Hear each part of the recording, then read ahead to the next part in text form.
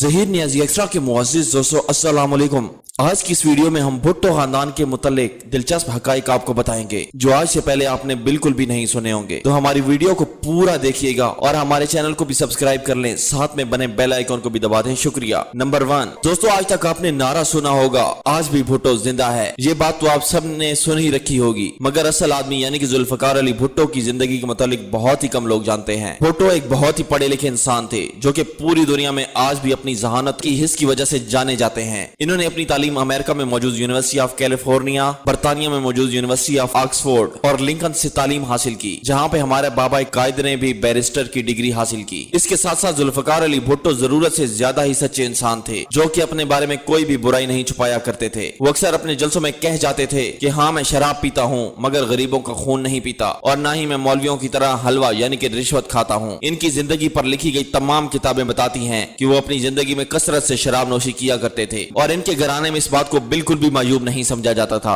दोस्तों याद रखें कि साल 1973 में जब भुट्टो ने पाकिस्तान का नया आइन बनाया तो इन्होंने सबसे पहले खुद ही शराब नोशी पर पाबंदी भी लगवाई थी। फैक्ट नंबर 7 दोस्तों, भुट्टो की सियासी जिंदगी के दौरान इनके एक बहुत ही बड़े सियासी हरीफ मौलाना मुफ्ती महमूद साहिब हुआ करते थे। ये मौलाना साहिब अपने दौर के बेहतरीन इस्लामी उलमा में से एक थे। दुश्मन भी इसकी तारीफ किया करते थे। आपको ये बात जानकर हैरानगी होगी, आज के मौलाना फजरमान यानी कि नई नस्ल मौलाना डीजल के नाम से जाती है, वो इनके वालिद साहिब थे। 1970 के आम इंतखाबात में भुट्टो का मुकाबला मुफ्ती महमूद से हुआ, जिन्होंने भुट्टो को 50,000 से ज्यादा वोटों से शिकस्त भी दी। मुफ्ती साहिब अक्सर मुज़ाकरात की गर्ज से भुट्टो के घर मिलने भी जाया करते थे। भुट्टो साहिब एक शरारती ज़हन के इंसान थे जो कि मौलाना पर प्रैक्टिकल जोक्स भी किया करते थे। जब मौलाना साहब भुट्टो के घर आते थे तो भुट्टो के कहने पर इसमें थोड़ी सी शराब भी डाल दी जाती थी, क्योंकि मौलाना साहब दुनिया के सामने भुट्टो को शराब नौशी का अक्सर जिक्र किया करते थे। फैक्ट नंबर 6 मुर्तजा वहाब भुट्टो के सबसे बड़े भाई और जुल्फकार भुट्टो के सबसे बड़े बेटे थे। साल 1977 में जो ही भुट्टो को गिरफ्तार किया गया तो मुर्तजा भुट्टो फौरन ही पाकिस्तान छोड़कर अफगानिस्तान चले गए। इन्होंने एक अफगानी वजीर की बेटी फौजिया फजीउद्दीन भुट्टो से शादी कर ली और इस शादी की वजह से मुर्तजा के छोटे भाई शाहनवाज भुट्टो ने भी फौजिया की छोटी बहन रेहाना फसीउद्दीन से शादी कर ली। इसी दौर में जब भुट्टो की गिरफ्तारी और इसके बाद इनकी फांसी का दौर आया तो बेनजीर के खानदान पर इतना शदीद बुरा वक्त गुजरा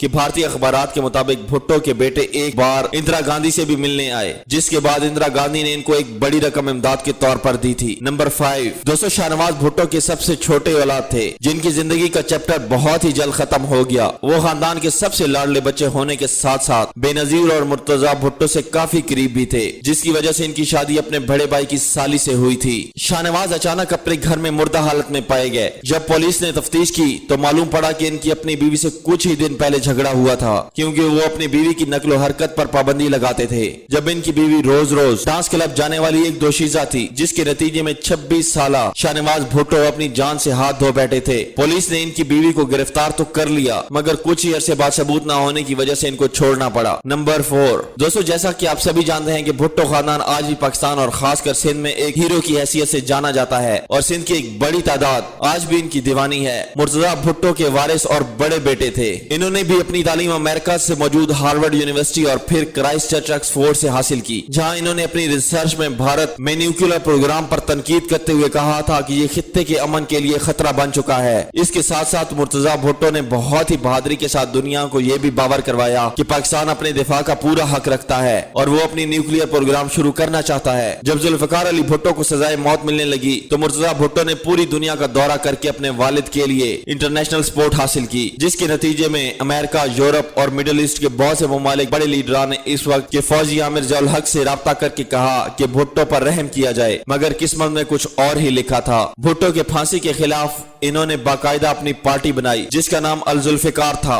फैक्ट नंबर 3 दोस्तों, भुट्टो की फांसी लगने के बाद इनके बेटे ने अल जुल्फिकार नामी अपनी एक तहरीक शुरू की जो कि एक सियासी पार्टी थी, मगर इस टाइम मुल्क चलाने वालों ने इनके खिलाफ कुछ ऐसे काम किए कि भुट्टो के बेटे के आखिरकार अपने बाप का बदला लेने के लिए असला ही उठाना पड़ा और अगले 15 साल के दौरान इनके मुख्तलिफ सियासी जमातों ने बड़ी कामयाबी के साथ इनको पूरी दुनिया में एक और टेररिस्ट ऑर्गेनाइजेशन यानी कि एक दहशतगर्द तंजीम साबित कर दिया और आम आवाम بھی इनको दहशतगर्द मानने लगी। 2 मार्च से 15 मार्च 1981 के दौरान मुर्तजा भुट्टो ने कुछ ऐसे काम किए कि इन्होंने अपना खुद ही बेड़ा गर्क कर लिया। इन्होंने जुल्फकार के कुछ साथियों के साथ मिलकर पाकिस्तान के एक जहाज PIA के फ्लाइट 326 को अगवा किया और इसको 143 अफराद के साथ यरगमाल बना लिया। ये जहाज कराची से पेशावर जा रहा था, मगर ये अफराद को पहले काबुल और फिर डमकुस लेकर जाना चाहते थे। इन 13 दिनों के दौरान जहाज में मौजूद एक पाकिस्तानी फौजी का कत्ल भी किया गया। इसके बाद मुर्तजा भुट्टो जहाज को लेकर गायब हो गए और अपने सियासी दोस्तों की मदद से ये बात साबित करवा दी कि ये काम इन्होंने नहीं किया, बल्कि इनकी पार्टी के लिए कुछ दूसरे अफराद ने खुद ही किया था। 1990 की दिहाई में पाकिस्तान आकर कराची में ही रहने लगे और इन्हीं दिनों इनकी दुश्मनी सिर्फ आसिफ अली जरदारी के साथ अरूज पर पहुंच गई। मुर्तजा भुट्टो अपने बहनोई के सख्त खिलाफ थे और इसको अपनी बहन और अपने खानदान का दुश्मन भी समझते थे। सितंबर 1996 को अचानक पुलिस ने इनके घर पर हमला किया और इनके 6 दोस्तों को मार डाला और इनके कत्ल के इल्जाम में जरदारी साहब को एक दफा जेल भी गए। मुर्तजा भुट्टो को आसिफ अली जरदारी से इस कदर नफरत थी कि इन्होंने अपने घर के वाशरूम में पेशाब करने वाली जगह पर आसिफ अली जरदारी की तस्वीर भी लगा रखी थी। नंबर 2,